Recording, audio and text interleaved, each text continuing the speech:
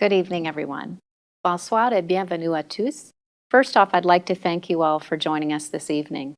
I am Tiffany Baston, Assistant Deputy Minister for the Department of Education and Early Childhood Development's Anglophone sector. I will be your moderator for this evening. Merci de nous rejoindre ce soir. Mon nom est Tiffany Baston.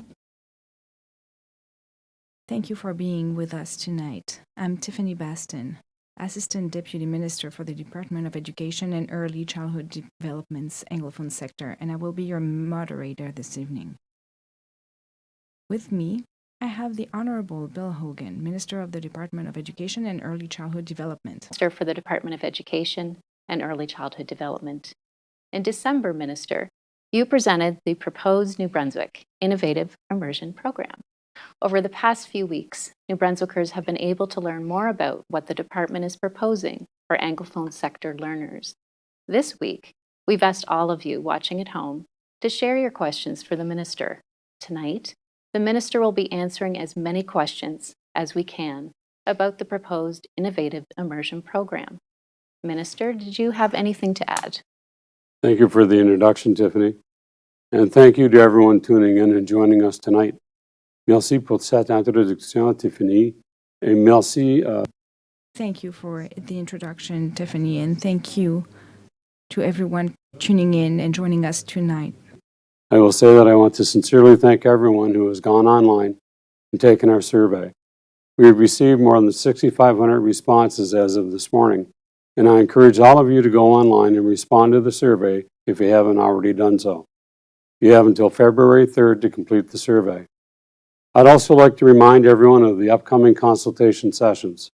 We'll be in Bathurst tomorrow night, Moncton on the 19th, St. John on the 24th, and Fredericton on the 25th.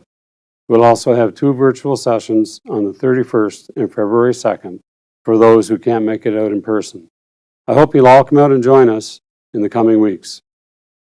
Si vous n'avez pas déjà participé, If you have not already participated in the online survey, I encourage you to complete it before February 3rd. We have 6 consultation sessions scheduled over the next 3 weeks. All the details you need are available on our website. Thank you, Minister. That sounds great. First off, we have a question that was asked from many on Twitter and Facebook, which is why we're doing a Q&A tonight and having New Brunswickers submit questions before the consultations. Pourquoi est-ce que nous commençons avec une séance de questions-réponses avant les consultations? So why are we doing a Q&A tonight and having New Brunswickers submit questions before the consultations?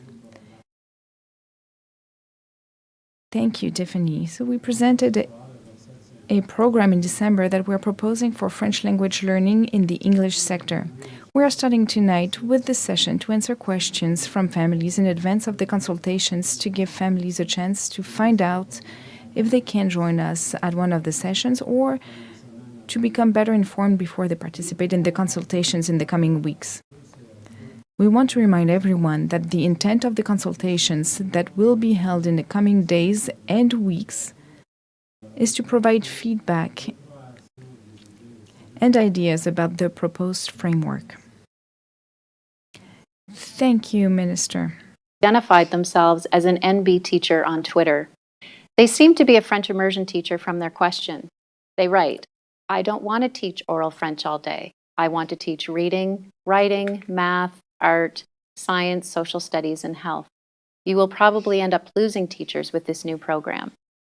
Minister, what would you say to allay this teacher's concerns? thank you for that question. I'm happy to clarify some of what we're proposing. I know there's been some confusion about what an average day will look like. What we're proposing aims to provide students with early, high-quality learning using a balanced approach with kindergarten and grade 1 students, spending half of their day learning English and half of their day learning in French. We know that to develop oral language skills, students need reading and writing experiences. These skills will be developed through French language arts and exploratory learning. We know that every child is different, that they have different learning preferences, interests, and capacity. So these will be introduced at the appropriate time for that child. This is the same way other subjects are already being taught. And we're going to make sure that when they're learning the French skills, they are taught through various subjects in fun and engaging ways. This includes lots of play and learning activities. Our teachers are highly trained and motivated, and we'll be counting on their expertise and input to make sure these changes are successful in the classroom. Schools and districts will be working with teachers in the design and implementation of French instruction that will work within the parameters of the framework and fit their community context. Thank you, Minister. And on a similar note, we have a question about the role of the teacher within this new proposed framework. Marilyn on Facebook wants to know, who is going to teach all this in the primary grades? Are you now going to require all teachers to be bilingual? Thank you for your question, Marilyn. First of all, let me set your mind at ease and note that no, we will not require every teacher to be bilingual. We will continue to need English-speaking teachers for the portion of the day that students are learning in English. We acknowledge there will continue to be challenges when it comes to recruitment, retention, and training of French second language teachers. This is certainly not a new issue and not specifically tied to the proposed framework rollout. We will work with partners to develop more professional development opportunities for our teachers who are already in the system, in addition to ramping up ongoing recruitment efforts. Our amazing staff have been working on an aggressive recruitment campaign over the past few months. And in the spring, we will have a marketing push to support these efforts. Aside from these initiatives, we have also worked with partners to remove barriers for international recruitment, with universities to open more Bachelor of Education seats, and with current teachers who want to upgrade their skills. Thank you for that response, Minister, and thank you for your question, Marilyn. Alyssa on Twitter asks many of the same questions, but she added in another, asking, how much have you involved our professional association in discussions regarding this? So, Minister, have you been working with the teachers' associations on this proposal and program? Thank you for that question. And yes, staff did engage the professional associations early on in discussions. We've always asked them to be part of the process because we know how valuable their input is, particularly when it comes to issues of staffing. We very much want teachers and the teachers' associations to come to the table and to talk to us about what we're proposing. Recently, I was pleased to hear they've been encouraging their staff to take part in consultations in the survey. So please, everyone, come out and join us. Thank you, Minister, and thank you, Alyssa. Another subject we've received various thoughts, concerns, and questions on is the overall decision to move forward with the proposed New Brunswick Innovative Immersion Framework. People are wondering if you've talked to experts and consulted research. For instance, Kathy from Twitter asks, respectfully, can the government provide the research that supports this? This change does not align with the recommendations released this past year. Consult with teachers before making decisions. We do know what we're doing and how to improve education. Il y a aussi Guy sur Facebook. And there's also Guy on Facebook who wants to know, the government believes in the project, but what do the experts say? Thank you, Kathy. Thank you, Guy. We appreciate your comments and questions. The government is committed to a first-class education system. This is an ambitious but important goal. The proposed framework has been developed through discussions with teachers, students, and careful consideration of expert input, reports, research, and a number of prototype sites over the years. Having worked in education for 35 years, I can personally tell you that reports and system reviews that look at streaming, but also different entry points for immersion, have been around for over 20 years. Over the past several years, we have had many conversations with partners and stakeholders to identify challenges in the system and successes that we can build on. This has included consulting with teachers and education staff throughout the fall, consulting with the Official Languages Commission's Second Language Learning Report, and talking with the teachers and teacher associations over the past few years. We know that when students begin learning a second language at an early age, they are more confident in their abilities and more likely to master it. Studies, expert commentary, and discussions about the impacts of the current system and class allocation have also been well documented over the years. All of these considerations have been incorporated into the design, but the voices of families and other important stakeholders matter, and that is why we will continue to consult in the coming weeks. Thank you, Minister, and thank you to Guy and Kathy for their questions. Chris would like to know, how can you possibly call this a consultation when you have canceled FI registration and announced the plan before you consult? This is a con job. So how would you respond to Chris and others who may feel you're rushing the consultation process, Minister? Wow, those are some strong words, but I appreciate the candor. Thank you for the question, Chris. So we have consulted over the past year. We've been out in the system talking to teachers, administrators, and learning specialists, formally and informally. We've also benefited from the findings of the outstanding consultation work that was done through the Official Languages Review and the Report on Second Language Learning. We used all this information to develop a proposal. And changes are coming, but let me be clear, there is still a chance for New Brunswickers to have their say. We need to hear about the strengths and challenges, where we may have missed any opportunity or where there are challenges. So I strongly encourage everyone to check out our website, read more about what we're proposing, and then come out and join us with their thoughts, ideas, and input. Thank you, Minister, and thank you, Chris, for your question. Another topic on which we've received many comments and questions is the level of bilingualism this proposed framework will create in the province of New Brunswick. As an example, Matthew wrote into Facebook with the following thoughts. The primary objection I'm hearing that needs to be addressed is this may cause a larger number of people to be able to speak some of both languages, but it may overall reduce the number of people who can do so well. I would be interested in hearing responses to that objection.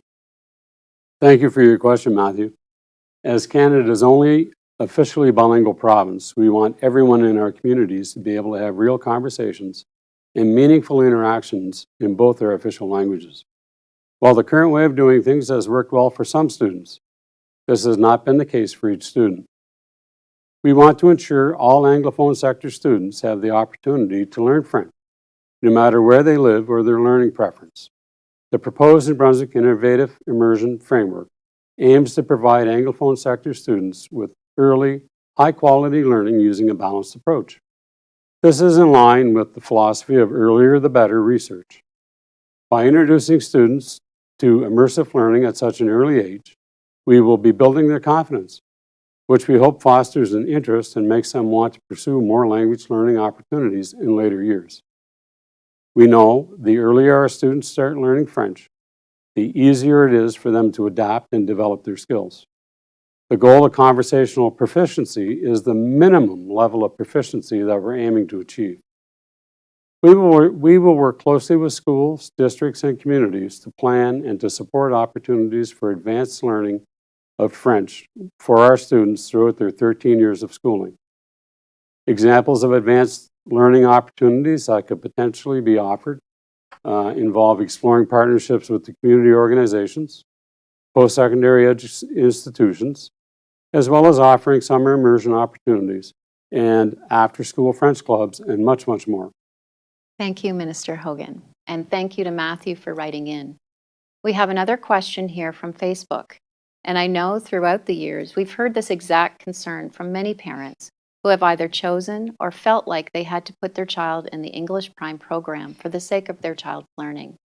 For instance, Sam has written in to us to say, my young boys are struggling with some basic English things. This is just going to make it harder for them to thrive in school.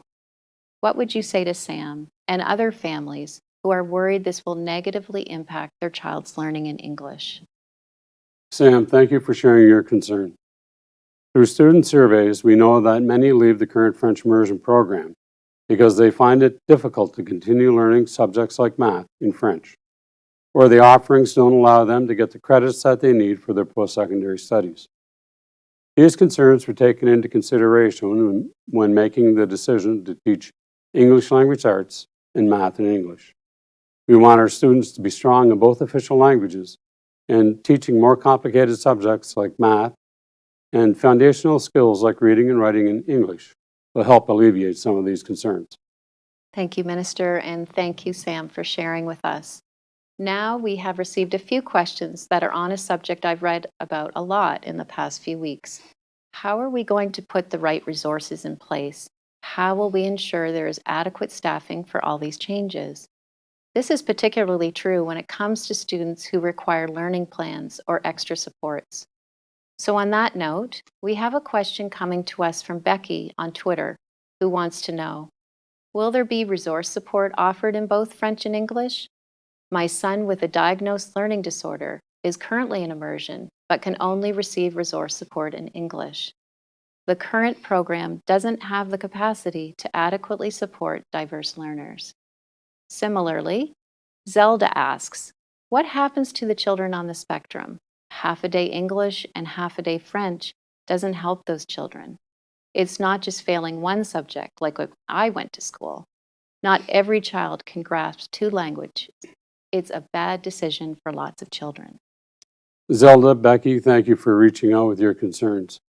I know it's a concern for many families with students who need extra support and resources. We have plenty of data that shows children with additional social, emotional, or behavioral needs are currently disproportionately placed into the English Prime program. This has been creating imbalances between classrooms, behavioral challenges, and increased pressure regarding inclusive education practices for years. I know right now, it also means we have a concentration of students in English Prime with personalized learning plans, or PLPs. Our goal is to create a common learning environment that benefits all students. That's what giving students an inclusive education is all about. And to that end, students who currently have a PLP will continue to follow their plan. Just as modifications are made for learning preferences now, staff on site will continue working closely with families to develop a path that works for an individual level for each student. Thank you, Minister Hogan, and thank you for your questions, Becky and Zelda. Un autre thème qui est ressorti au fil des questions concerne le temps prévu pour le déroulement du programme. Another theme that emerged through the questions was the expected time frame for the program. Many families are concerned that the program will be implemented too quickly, particularly in light of the learning disruptions caused by the pandemic. How would you address these concerns, Minister? Thank you, Tiffany. That's certainly a question I'm familiar with. So, I want to be clear. What we are currently proposing is a program for students who will be entering kindergarten and grade 1 in the 2023-24 school year. Over the past few months, our lineup has been significantly modified to minimize disruption for students already in the system, but also to provide some stability for teachers and school staff. This program will be phased in over the long term to provide the system with a smooth and effective transition. So, while I understand the concerns about stability within the system, we have ensured a slow implementation of a program that is much needed to help improve the educational experience of so many students in the English sector.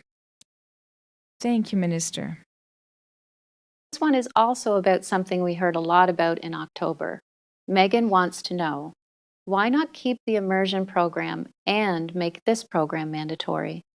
Thank you for your question, Megan. The proposed framework will address more than 20 years of concerns surrounding streaming in the Anglophone education sector. When we say streaming, we mean children have been placed on one of two education paths, English Prime or the current French immersion program. There are concerns with this given an overwhelming number of children with additional learning, social, emotional, or behavioral needs are placed in English prime classrooms. While there's no singular solution for these issues, our proposed framework will help alleviate some of that pressure by moving away from a system that puts students onto two separate paths. Instead, there will be one program where every student is supported. If we kept both programs in place, we wouldn't be addressing this important issue and promoting the common learning environment for all our students. But that doesn't mean that students who want to learn higher levels of French will not be able to. Teachers will work to make sure our students can reach their full potential at every grade level, as they do each and every day. And part of what we want to hear about in the consultations is where there are opportunities in communities for students to get authentic experiences and to practice using French. How can we supplement what we're doing inside the classroom with other chances for kids to use their French in their communities? Thanks for that response, Minister. And Megan, thank you for that question. Next up, we have a question coming to us from Twitter about the research that went into this project. Jonathan asks, what evidence-based program is serving as the basis for this change? Thanks for your question, Jonathan. Our framework was designed with the earlier the better research in mind. Like I mentioned earlier, we know that the earlier our students start learning French, the easier it is for them to adapt and develop their skills, as well as develop an overall appreciation for French language and culture. We have worked in consultation with experts, teachers, stakeholders, and like I said previously, the framework is also based on prototype models or the LLO projects, as you may have heard them called before. As part of our work, we examined a project carried out in the Anglophone School District, North, in the late 90s and early 2000s with great success. This model was a 50% English and 50% French immersion model. The grade 12 oral proficiency assessment results of these participating early immersion students were among the highest in the province. 97% of the students reached the conversational level, which we are pursuing with this proposed model. The results of the students in that project even outperformed last year's graduating cohort of early immersion students. Minister Hogan, thank you. And thank you for your question, Jonathan. We've had a couple of questions come in wondering about students entering the Anglophone sector later in their education, possibly with no French language experience. For example, Philippa on Twitter asks, what happens when a student transfers in later on, grade 6, 8, 10, whatever, from somewhere else, and now half their schooling is 50% French? How will they integrate? Will this deter families from moving to New Brunswick? Thank you for that question, Philippa. As we do now with newcomer students, we will make sure that there are plans in place to integrate them into the classroom and within the new program. These will be individual plans that address the specific needs of students. More generally, we know that being able to speak multiple languages gives students social, cultural, academic, and cognitive benefits and opportunities that will follow them throughout their lives. By participating in early immersive French, we anticipate students will have the confidence and motivation to pursue more advanced French language learning throughout high school and beyond. All students will be immersed in an engaging and fun French language learning environment and will be able to practice their French through authentic, immersive learning activities. This includes activities to learn hands-on, explore their environment, and make connections with Francophone students in New Brunswick. Students will also benefit from being able to develop strong English language skills and will learn mathematics, reading, and writing in English. Having children who can speak 2 or more languages, that's just simply an exciting thought. Thank you, Minister Hogan, and thank you for that question, Philippa. We have a similar question from Chris on Twitter regarding students who speak multiple languages.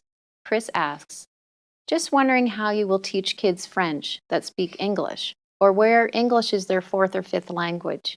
Have you been in a city school in the last 5 years? Easy to see we are not supporting newcomers enough in putting them in schools before they have skills. Thank you for writing in, Chris. Let me start by saying we're only rolling out in kindergarten to grade 1 next year. And we know that the earlier children begin acquiring language, the easier it is and the more likely they are to have stronger proficiency in the long term. And learning multiple languages, not just 2, has immense benefits. In many parts of the world, it is quite normal for people to speak 2, 3, even 4 or 5 languages.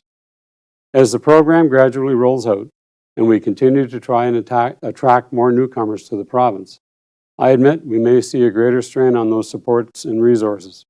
That's why we're working on recruitment campaigns now, so that we can have those resources in place for when they are needed. We have a question now from Facebook. Jen wants to know, in bilingual classes, how will you ensure that my child in the French immersion stream listens to the French instruction instead of or in addition to English? Thank you for that question, Jen. The New Brunswick Innovative Immersion Program has students focusing on one language at a time throughout their day. They will not be learning simultaneously in both languages. Starting in the fall 2023, kindergarten and grade 1 students will spend 50% of their day learning in French through fun exploratory learning and French language instruction. Early reading and writing experiences will be introduced as appropriate for each child. The other half of their day will be spent in English, learning subjects like math and literacy. Thank you for that response, Minister, and thank you, Jen, for your question. Now we go to a question about the consultation sessions from Terry on Facebook. Terry would like to know, do you just show up, or is there a way to register for the in-person events? That's a great question. Thanks, Terry. Let me start out by saying I hope we'll see you at one of our sessions. Registration is not required for the in-person consultation sessions, so please come out and come early because we do planning on starting at 6:30 sharp. If you're planning on joining us for an online session, there will be a registration required for that. We should have those links up on our website before the end of the week. Okay, thank you, Minister, and thank you, Terry. Well, that is all the time we have tonight. I know the Minister has certainly tried to answer as many of your questions as he was able to this evening. Nous avons épuisé le temps que nous était imparti ce soir. That is all the time that we have for tonight. I know the Minister has certainly tried to answer as many of your questions as he was able to do this evening. I want to thank you for being here tonight and for having sent us your questions last week. Final word of the evening. I wanted to thank you all for joining us, as well as submitting all of your excellent and, let's be honest, sometimes challenging questions last week. Minister? Merci, Tiffany. Et merci d'avoir servi comme modératrice ce soir. C'est un sujet très important. Thank you for serving as moderator tonight, Tiffany. I want to thank everyone for their participation and for sending their questions. We need to work together to give our children the best opportunities to have really rich and authentic French language learning. And in turn, this will help establish links and bonds between our cultures and communities, which will only benefit future generations and help contribute to the beauty and richness of this incredible province. So I encourage you to come out and join us at Consultation Sessions. You can find out more on our website, gnb.ca/innovative immersion. You know, I'm really grateful for the participation of that everyone has shown, submitting questions and tuning in tonight. We need to work together to give kids the best opportunity to have a really rich and authentic French language learning. And in turn, this will help establish links and bonds between our cultures and communities, which will only benefit future generations and help contribute to the beauty and richness of this incredible province. Thank you again, everyone, and please continue to come out and join us at the consultation sessions. You can find out more on our website, gnb.ca Innovative Immersion. Have a wonderful night.